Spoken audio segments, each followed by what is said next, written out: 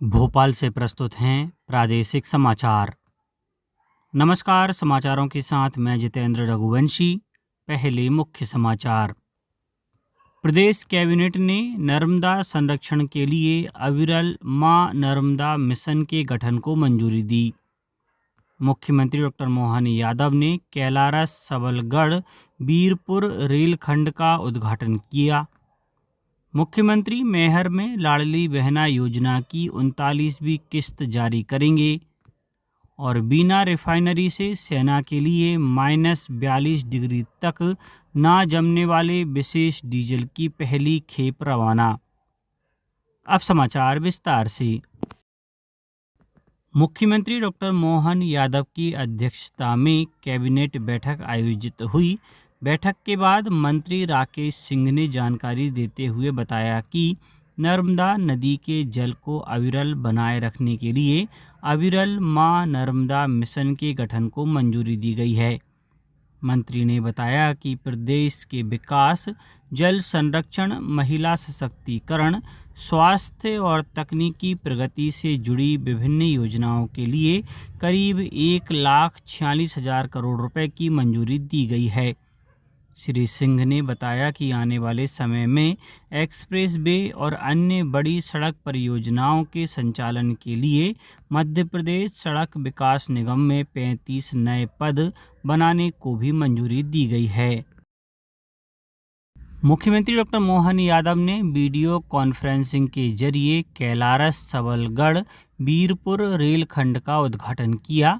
साथ ही Gwalior Kailaras MEMU train का Birpur station तक विस्तार भी शुरू किया गया। मुख्यमंत्री ने कहा कि इस नई रेल सुविधा से क्षेत्र के लोगों का आवागमन आसान होगा और विकास को गति मिलेगी। उन्होंने बताया कि प्रदेश में इस समय 1,18,000 करोड़ रुपए की रेल परियोजनाओं पर काम चल रहा है।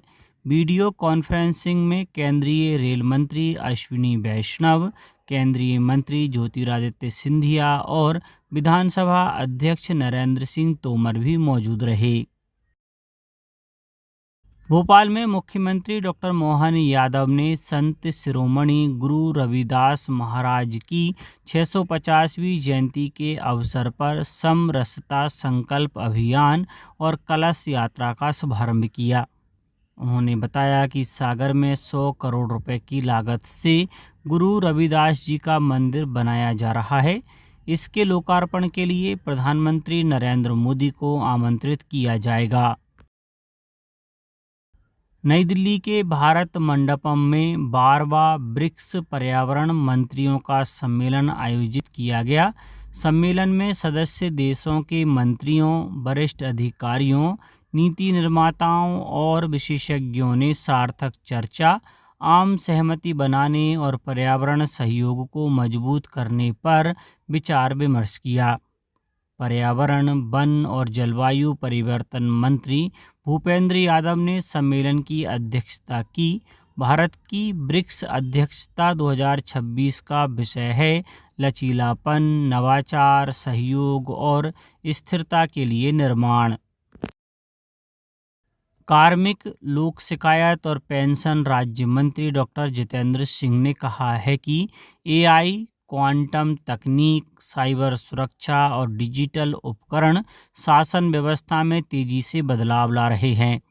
नई दिल्ली में लेटरल एंट्री से नियुक्त संयुक्त सचिवों के 15 दिन के रिफ्रेशर कोर्स के प्रतिभागियों को संबोधित करते हुए डॉक्टर सिंह ने अधिकारियों के लिए लगातार सीखने और बदलती परिस्थितियों के अनुसार खुद को ढालने की जरूरत पर बल दिया। उन्होंने कहा कि प्रभावी संवाद जिम्मेदार शासन के लिए जरूरी हो गया है। सोशल मीडिया सहित बदलते संचार माध्यमों को देखते हुए अधिकारियों के लिए विभिन्न हितधारकों के साथ प्रभावी ढंग से संवाद करना महत्वपूर्ण है। मुख्यमंत्री डॉक्टर मोहन यादव मैहर में लाडली बहना योजना की 39वीं किस्त जारी करेंगे। वे प्रदेश की 1,25,00,000 से ज़्यादा पात्र बहनों के बैंक खातों में 2,148 करोड़ रुपए से अधिक की राशि सिंगल क्लिक से भेजेंगे। जिसके माध्यम से हर लाभार्थी के खाते में 1,750 रुपये पहुँचेंगे। मुख्यमंत्री इस दौरान मैहर में 256 करोड़ रुपए के विकास कार्यों का लोकार्पण और भूमि पूजन भी करेंगे। सरकार ने राष्ट्रीय खेल पुरस्कार 2025 की घोषणा कर दी है। भारत की प्रमुख महिला बैडमिंटन डबल्स जोड़ी ट्रीसा जॉली और पल्लेला गायत्री गोपीचंद समेत विभिन्न खेलों के 15 अन्य खिलाड़ियों को खेलों में उत्कृष्ट प्रदर्शन के लिए अर्जुन पुरस्कार दिया जाएगा। भारतीय फुटबॉल के दिग्गज खिलाड़ी इसायाह अरुमेनागायम को अर्जुन पुरस्कार लाइफ टाइम से सम्मानित किया जाएगा। Athletics coach Parveer Singh, boxing coach Chhotelal Yadav और शूटिंग कोच नेहा नंदकुमार चौहान को द्रोणाचार्य पुरस्कार दिया जाएगा। केंद्रीय कृषि मंत्री शिवराज सिंह चौहान ने नई दिल्ली में कहा कि कृषि और ग्रामीण विकास विभाग एक परिवार की तरह हैं और सभी मिलकर देश की कृषि व्यवस्था को मजबूत करने के लिए काम करेंगे। ICAR की 97वीं वार्षिक बैठक में वैज्ञानिकों, केंद्रीय मंत्रियों और राज्यों के कृषि एवं पशुपालन मंत्रियों के साथ चर्चा हुई। श्री चौहान ने कहा कि अब बीज से उत्पादन, उत्पादन से प्रसंस्करण और खेत से वैश्विक बाजार तक पूरी व्यवस्था को आगे बढ़ाना जरूरी है। उन्होंने कहा कि विकसित भारत का रास्ता खेत से होकर जाता है और इसमें ICAR के वैज्ञानिकों की महत्वपूर्ण भूमिका है।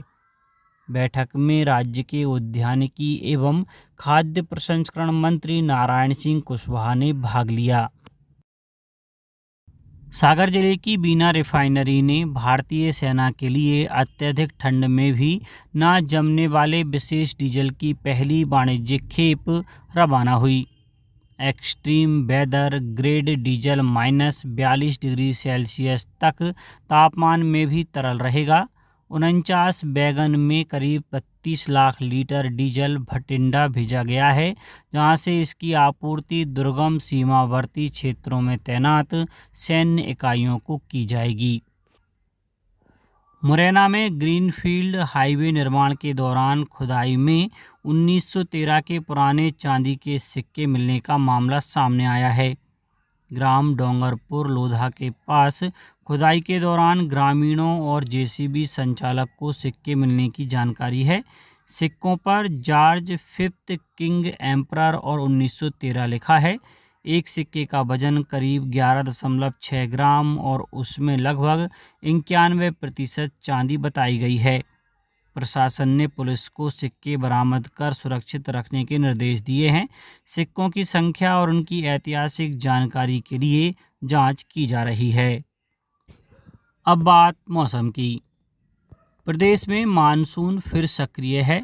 पूर्वी हिस्से में बने स्ट्रॉन्ग सिस्टम के असर से रीवा और बालाघाट समेत 14 जिलों में भारी बारिश का अलर्ट जारी किया गया है। अगले 3 दिन प्रदेश में तेज बारिश का दौर जारी रहेगा। रीवा और बालाघाट में अति भारी बारिश का ऑरेंज अलर्ट है, जबकि 12 जिलों में भारी बारिश की चेतावनी दी गई है। इन इलाकों में 24 घंटे के दौरान 4 से 8 इंच तक बारिश हो सकती है। अब कुछ समाचार संक्षेप में।